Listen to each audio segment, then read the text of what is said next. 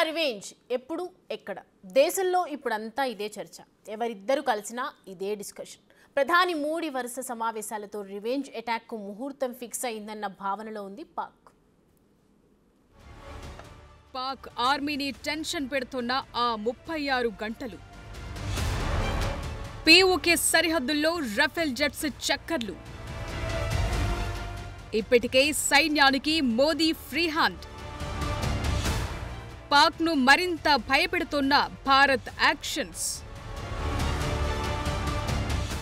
పెహల్గాం ఉగ్రదాడి జరిగింది మొదలు పాక్ ఆర్మీ నిద్రలేమి రాత్రులు గడుపుతోంది. ఇండియా ఎటువైపు నుంచి దూసుకొస్తుందోనన్న భయంతో ఉంది. ఓవైపు వార్ ప్రిపరేషన్ చేస్తూనే మరోవైపు ఇండియా టార్గెట్స్ ను కాపాడుకునే ప్రయత్నంలో ఉంది. ఇప్పటికే పీఓకే నుంచి టెర్రరిస్టుల లాంచ్ ప్యాడ్స్ ను ఖాళీ చేయించిన పాక్ ఆర్మీ తాజాగా India most wanted Lashkar Taiba chief Hafiz Saeed కు భారీ సెక్యూరిటీ కల్పించింది. ఇందుకు సంబంధించిన శాటిలైట్ ఫోటోలు సోషల్ మీడియాలో వైరల్ గా మారాయి.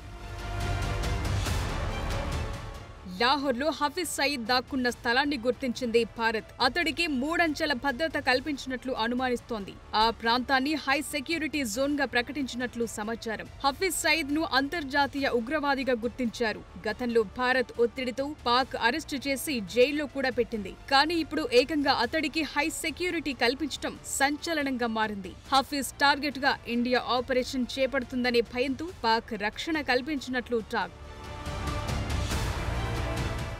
ఇటు రఫేల్ ఫైటర్ జెట్స్ పీఓకే సరిహద్దుల్లో చక్కర్లు కొట్టాయి. 4 యుద్ధ విమానాలు గగనతలంలోకి వెళ్లటంతో పాక్ మరింత టెన్షన్ పడుతోంది. 36 గంటల్లో ఇండియా ఎయిర్ స్ట్రైక్స్ చేసే ఛాన్స్ ఉందని భావిస్తోంది. ఇప్పటికే పాక్ మంత్రి కూడా ఇదే ప్రకటన చేశాడు. రాబోయే 36 గంటల్లో భారత్ అటాక్ చేస్తుందంటూ కామెంట్లు చేశాడాయన. దాంతో పాక్ ఆర్మీ మరింత అలర్ట్ అయింది. ఇండియా దాడి చేసే అవకాశమున్న ప్రాంతాలను గుర్తించి అక్కడ భారీగా సైన్యాన్ని మోహరించింది.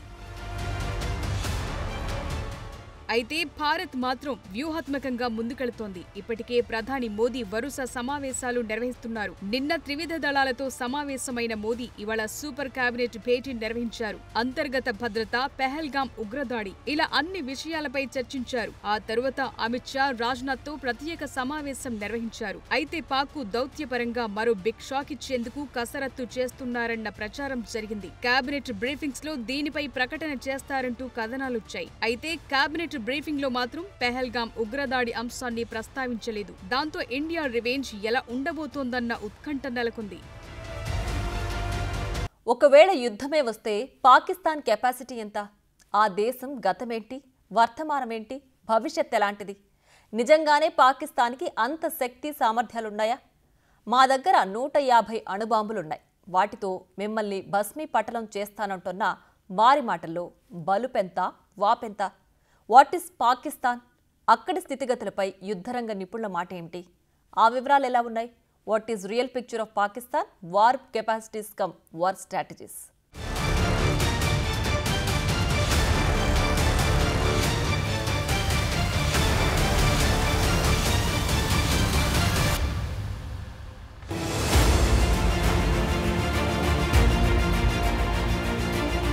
పహల్గాం దాడి జరగడానికి 3 రోజుల ముందు on record Pak army chief Munir Asim ఒక మాట అన్నాడు. మనం హిందూ భారత్ కి వ్యతిరేకంగా ఒక పౌర యుద్ధం చేయాల్సి ఉందని కామెంట్ చేశాడు. మునీర్ ఆ మాటలన్న 3 రోజుల తర్వాత పహల్గాం దాడి జరిగింది. దీన్ని బట్టి చూస్తే పాకిస్తాన్ హస్తం లేకుండా ఈ దాడి జరిగే ఛాన్స్ లేదన్నది ఎక్స్ ఆర్మీ ఆఫీసర్స్ అంటున్న మాట.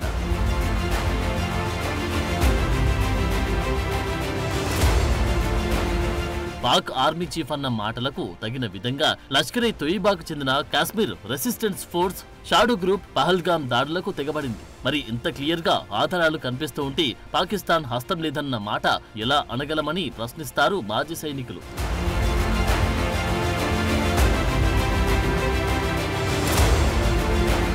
మునీర్ ఐఎస్ఐ చీఫ్ గా ఉండగా లష్కరే తోయిబా వంటి ఉగ్ర సంస్థలతో సంబంధ బాంధవ్యాలు నెరిపాడు కూడా. వీటన్నిటిని బట్టి చూస్తే ఇది 100% పాక్ ప్రేరేపిత ఉగ్రవాదమే కన్ఫర్మ్ గా చెప్పొచ్చంటారు భారత సైనికులు.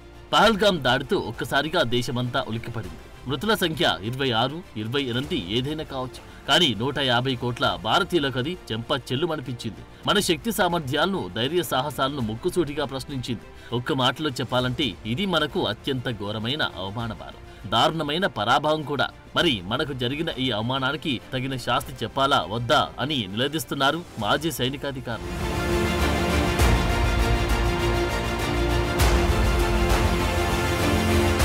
ఎందుకంటే ఇది నేరుగా మన గుండెలకు గురిపెట్టిన గాయం. ఈ గాయానికి మందు పూయాలంటే అందుకు పాకిస్తాన్కి గుణపాఠం చెప్పడమొక్కటే తరుణోపాయమన్నది సత్యహరిశ్చంద్ర పద్యాలు చెప్పినట్టు ఇచ్చోటనే లేత ఇల్లాల పుస్తల తాళ్లు తెగిన చప్పుళ్ళు మన గుండెలకింకా వీడనే లేదు.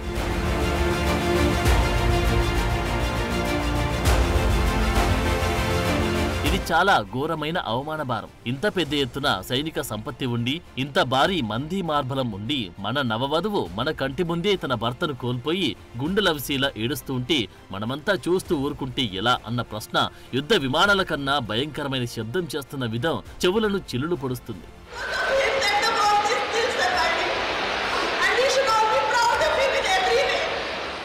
ఇదే ఘటనలో మరొక బాధితురాలంటున్న మాట కూడా మనం ఎట్టి పరిస్థితుల్లోనూ మర్చిపోకూడదు. తన భర్తతో పాటు తనను తన కొడుకును కూడా చంపమని ఆ ఉగ్రవాదిని ఆమె అడిగిన విధం మన నిస్సహాయతకు నిదర్శనం. సరిగ్గా ఇదే సమయంలో ఆ టెర్రరిస్ట్ ఈ మాట మీ మోడీని అడగమనడం చూస్తుంటే వారికి భారత్ అన్నా దాని సార్వభౌమాధికారం అన్నా ఎంతటి గౌరవ మర్యాదలున్నాయో ఊహించుకోవచ్చు, మరెంతటి భయభక్తులున్నాయో అర్థం చేసుకోవచ్చని అంటారు ఎక్స్ ఆర్మీ మేజర్స్.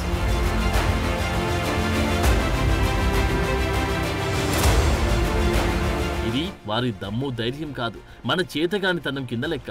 దీన్ని ఎట్టి పరిస్థితుల్లోనూ మనం చూస్తూ ఊరుకోకూడదు. ఇది పాక్ ప్రేరేపిత ఉగ్రవాదపు పైశాచికత్వానికి పరాకాష్ఠగా వీరు అభివర్ణిస్తారు. మనం ఇలా వదిలేస్తూ పోతూ ఉంటే ఇలాంటి ఉగ్రదాడులు మరిన్ని జరిగే అవకాశం ఉంది. దీన్ని మనం చేజేతులా కొడి తెచ్చుకోవద్దనే హెచ్చరికలు జారీ అవుతున్నాయి.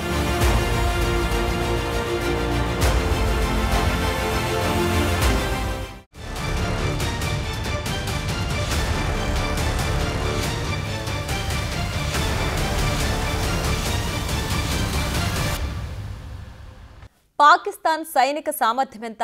దాని అణువాయుధ పటిమ ఏపాటిది? పాక్ ఆర్మీ జనరల్స్కి అంత దమ్ము ధైర్యం ఉందా? విలాసవంతమైన జీవితాలను వదిలి వారంతటి సాహసానికి ఒడిగట్టగలరా? అసలు పాకిస్తాన్ ఆర్థిక పరిస్థితి ఇందుకు సహకరించగలదా? ఇప్పటికే ఏ యుద్ధం చేయకుండానే గోధుమ పిండి కోసం అలమటిస్తున్న పాకిస్తానీలకు మన దేశపు గడ్డి పీకేంతైనా కెపాసిటీ ఉందా? ఇప్పుడు చూద్దాం.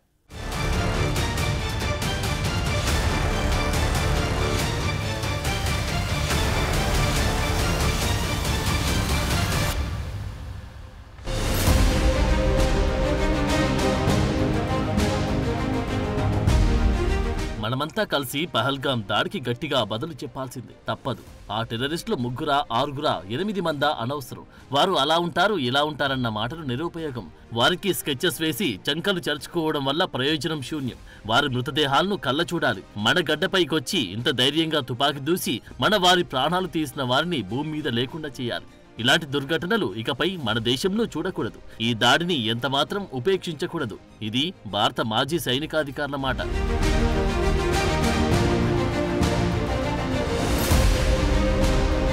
పుల్వామా, ఉరి, పహల్గాం కాశ్మీర్ చరిత్రలోని అత్యంత భయంకరమైన ఉగ్రదాడులు. వీటిని ఎందుకు చేశారంటే కాశ్మీర్ ఆర్థిక శక్తి సామర్థ్యాలను నిర్వీర్యం చేయడానికి. ఆర్టికల్ 370 రద్దు తర్వాత కాశ్మీరం ఎక్కడ స్వేచ్ఛ సంపాదిస్తుందో అన్న దురుద్దేశం కొద్దీ ఈ ప్రాంత ఆర్థిక స్వేచ్ఛను ధ్వంసం చేయడానికి వేసిన ఎత్తుగడ పహల్గాం దాడి.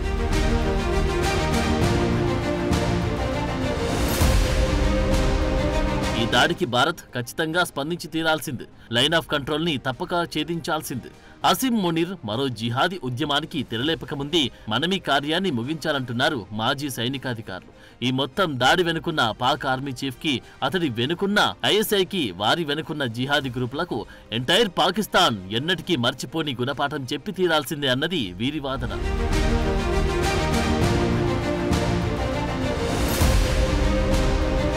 ఇప్పటి వరకు మనం 2 సర్జికల్ స్ట్రైక్ చేశాం. అందులో ఒకటి సైనికులు చేయగా మరొకటి ఇండియన్ ఎయిర్ ఫోర్స్ బాలాకోట్లో చేసినది. ఈ 2 అటాక్స్ ద్వారా 200కు పైగా టెర్రరిస్టులను మట్టుబెట్టిన మాట నిజం. వారి స్థావరాలు ధ్వంసం చేసినది వాస్తవం. ఈ దృశ్యాలు ఆనాడు దేశ ప్రజల మనసు చూరగొన్న విషయము తెలిసిందే. టీవీల్లో కనిపించిన ఈ దృశ్యాలు మన కళ్ళ మంట చల్లార్చి ఉండొచ్చు, కానీ ఇది సరిపోదు.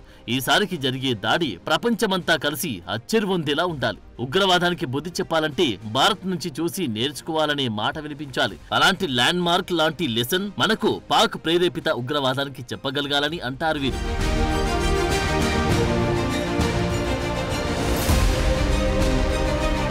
మన దగ్గర అందుకు తగిన అవకాశాలు ఉన్నాయని చూస్తే first of all Bharat Pak పై చేసే దాడులను అడిగేవారు లేరు. ఆ మాటకొస్తే ప్రస్తుతం ప్రపంచమంతా మనవైపే ఉంది. అలాగని ఈ బుద్ధి చెప్పే కార్యక్రమం తేలికగా తీసుకోకూడదు. అంచెలంచెలుగా చేయాలి. ఒక పద్ధతి ప్రకారం జరపాలి. పాకిస్తాన్ ఇక జన్మలో కూడా ఇలాంటి ఉగ్రవాద ప్రేరేపిత కార్యకలాపాలకు పాల్పడకూడదు. మన ముందు మోకరిల్లి వారు కుల్లి కుల్లి ఏడ్వాలి. అలా చేయాలంటే ఒక కార్యాచరణ అవసరమంటున్నారు మన మాజీ సైనికోద్యోగులు.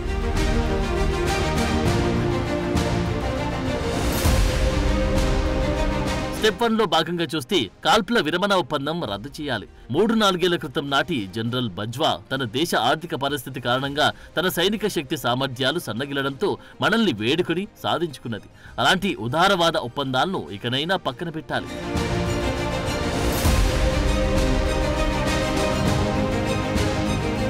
ఇక రెండోది ఏంటంటే మన మీడియం ఆర్టిలరీని రంగంలోకి దించాలి. బోఫోర్స్ మల్టీబేరల్ రాకెట్ లాంచర్లను పీఓకేలోని టెర్రరిస్టు స్థావరాలపై ప్రయోగించాలి. మన ఆయుధ ప్రయోగాలకు అక్కడి టెర్రరిస్టుల కూచాలు కదిలిపోవాలి. వీటితో పాటు మరికొన్ని పాకిస్తానీ స్థావరాలపై మనం గురిపెట్టాలి. ఉగ్రమూకలకు సహాయ సహకారాలందించే ప్రాంతాలను గుర్తించి మరీ వారిపై దాడులు నిర్వహించాలి. పరిస్థితిని మన అదుపులోకి తెచ్చుకోవడానికి మరికొన్ని దాడులు లక్ష్యాలు కూడా మనకు అవసరపడతాయని అంటారు యుద్ధరంగ నిపుణులు.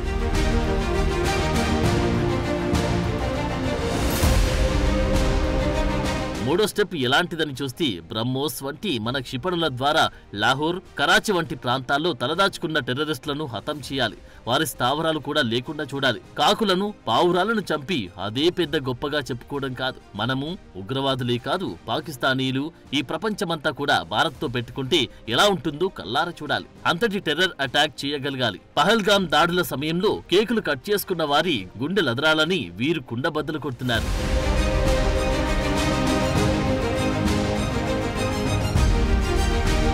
భారత్ చేసే దాడులకు పాకిస్తాన్ ఏం చేస్తుంది అని చూస్తే పాకిస్తాన్ ఇప్పటివరకు ఇలాంటి దాడుల తర్వాత ఏం చేసిందో తరచి చూస్తే ఇట్టే తెలిసిపోతుంది. వారిపై ఇప్పటివరకు ఆఫ్ఘనిస్తాన్, ఇరాన్ లాంటి దాడులు చేసినప్పుడు చేసింది ఏమీ లేదు.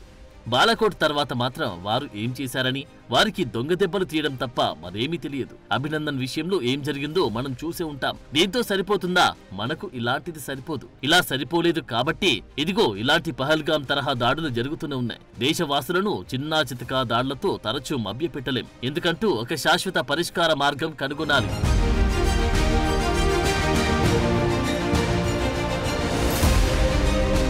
మనం ఏమనుకున్నామో అది చేసేయాలి. అంతేకాని ఆలోచిస్తూ కూర్చోకూడదు. మనతో పెట్టుకుంటే ఆ నష్టం ఎలా ఉంటుందో వారికి రుచి చూపించాల్సిందే. మొదట వారి ఎయిర్ ఫోర్స్ కి అపారమైన నష్టం కలిగించాలి. సుమారు 5-6 రోజుల పాటు ఈ యుద్ధం జరగాలి. మన ఎయిర్ ఫోర్స్ సామర్థ్యమేంటో వారికి రుచి చూపించాలి. ఆ దేశం మీద మన దేశానికున్న ఎయిర్ ఫోర్స్ సుపీరియారిటీని చాటాలి.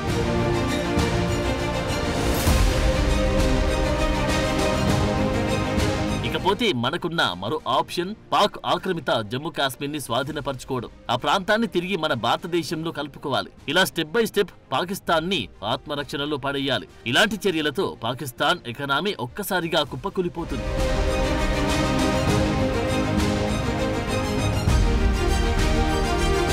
ఇప్పటికే పాకిస్తాన్ స్టాక్ మార్కెట్లు గజగజలాడుతున్నాయి. ఎక్కడ యుద్ధం వస్తుందో అన్న భయం కొద్దీ మార్కెట్లపై ఎగబడి పాకిస్తానీలు రేషన్ సరుకు విచ్చలవిడిగా కొంటున్నారు. ఎందుకంటే ఒక్కసారి యుద్ధం గాని మొదలైతే ఇక అక్కడి ఆహార నిల్వలు, ఇతర నిత్యావసరాలు పాక్ ఆర్మీ కంట్రోల్లోకి వెళ్లిపోతాయి. ఎలాంటి యుద్ధ వాతావరణం లేకుండానే అక్కడ గోధుమ పిండి నిల్వలు అడుగంటాయి. పట్టపగలు గ్రామాల్లో విద్యుత్ కోతలు విధిస్తున్నారు. ఇక యుద్ధం మొదలైతే ఆయుధ కర్మాగారాలకు, ఇతర యుద్ధ అవసరాలకు కరెంటు సరఫరా చేయడం కోసం నగరాలు కూడా విద్యుత్ ఆపేస్తారు. దానికి తోడు యుద్ధానికి 100 రూపాయలు ఖర్చవుతుందంటే యుద్ధ సన్నాహాలకు 50 రూపాయలు వెచ్చించాల్సి ఉంటుంది. ఈ క్రమంలో పాకిస్తాన్ ఈ యుద్ధాన్ని పూర్తి స్థాయిలో చేయడం కల్లా ఈ పరిణామ క్రమాలను ఎట్టి పరిస్థితుల్లో మనం మరవరాదు. ఈ వార్ టెర్రర్ డ్రామాతో వారిని కట్టిపడేయాలి.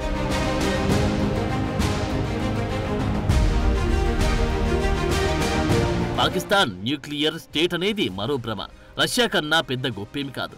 ఉక్రెయిన్తో 3 ఏళ్లుగా జరుగుతున్న యుద్ధంలో రష్యా ఎన్ని న్యూక్లియర్ మిస్సైళ్లను వాడింది, పాకిస్తాన్ ఎందుకు భిన్నం అనే వారికి మరో ప్రశ్న.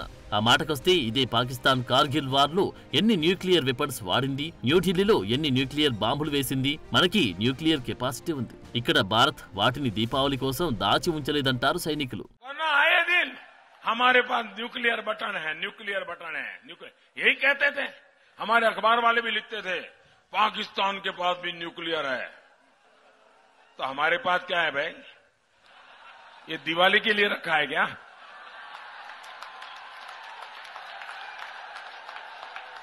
మనం గాని మన దగ్గరున్న న్యూక్లియర్ ఆయుధాన్ని వాడితే వచ్చే 700 ఏళ్ల పాటు గింజ బియ్యం గాని గోధుమ గాని పాకిస్తాన్లో పండవుగాక పండవు. పాకిస్తాన్ గుండెలు తీసిన బంటు. వాళ్లకు కనీస దయా జాలి ఉండదు. వారు అత్యంత క్రూరులు, కఠినాత్ములు అనడానికి వీల్లేదు.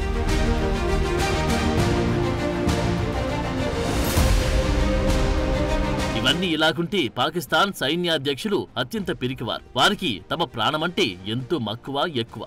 అందుకే వారు తాము నివసించే బంగ్లాలకు అత్యంత కట్టుదిట్టమైన భద్రతా ఏర్పాట్లు చేసుకుంటారు. వారేంటో వారి భార్యల నగా నట్రాల హంగు హార్బాటలేంటో బెంజికార్ల విలాసాలేంటో అన్నట్లుగా జీవిస్తుంటారు. ఇలాంటి సుఖభోగాలు వదిలి వారు తమ ప్రాంతం మొత్తం నిర్వీర్యమైపోవాలని ఎట్టి పరిస్థితుల్లోనూ కోరుకోరు. తమ పదవుల ద్వారా పొందుతున్న ఇంతటి హంగు ఆర్భాటాలను వదిలి వారు న్యూక్లియర్ పొగల వాసన ఆస్వాదించాలని కోరుకోరు. పాక్ ఆర్మీ దగ్గరున్న న్యూక్లియర్ వెపన్స్ భయపెట్టడానికి తప్ప వాడడానికి కాదని అంటారు నిపుణులు.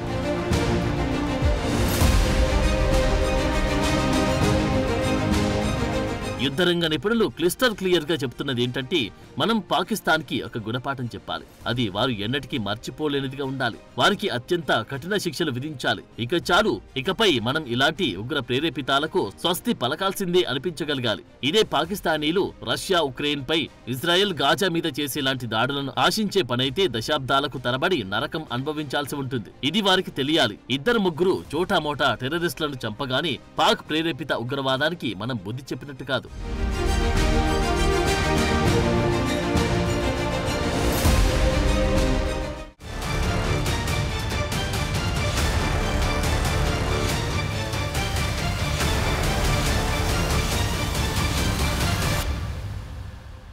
ఈసారి మనం కొట్టే దెబ్బ పాకిస్తాన్ ఉగ్రవాదం మన భూభాగంలోకి చొరబడ్డానికి 1కి 10 సార్లు ఆలోచించాలి. ఇలాంటి దాడులకు తెగబడ్డానికి జీవితాంతం కూర్చుని థింక్ చేయాలి. ఈ చిన్న దెబ్బ తగిలినా కుప్పకూలిపోవడానికి సిద్ధంగా ఉన్న పాకిస్తాన్ ఆర్థిక వ్యవస్థను చూసి మనం అంతగా భయపడాల్సిన అవసరం లేదు. ఇది భారత మాజీ సైనిక అధికారులు అంటున్న మాట. మరి మన కేంద్రం ఈ దిశగా ఎలాంటి ఏర్పాట్లు చేస్తుందో తేలాల్సిందే.